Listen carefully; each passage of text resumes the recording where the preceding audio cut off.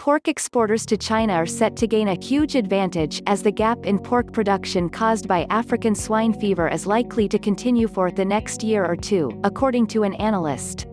The exporters are really in good shape because the hole in the Chinese production is so large because of African swine fever that if you have meat anywhere in the world, the Chinese want to buy it, said Richard Herzfelder, senior advisor at GIRA Consultancy and Research. Currently, 20 overseas markets, including the US, Canada and the European Union, are approved for exports of pork to China, according to US Department of Agriculture data. The infectious swine disease has damaged and reduced the domestic supply of pork so much that, even with COVID-19 hurting demand, pork prices are still twice what they were 2 years ago, Herzfelder told CNBC's Street Signs Asia on Wednesday.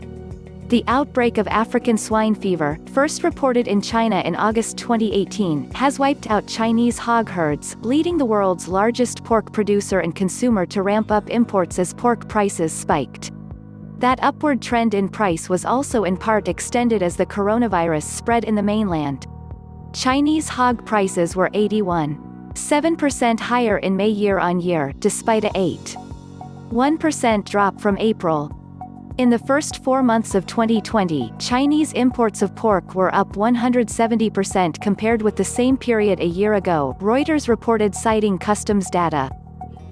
Exports of pork to China also hit an all-time high in April of 112,327 tons, according to a separate Reuters report citing Census Bureau data.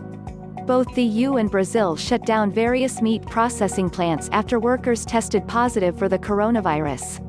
But GIRA's Herzfelder said the extent of the Chinese hole is so big that China will still try to suck in as much pork as they can. With current prices of pork at 3 to 4 times breakeven, the prospect of high profits are attracting enormous investments into the Chinese pork industry, Herzfelder noted.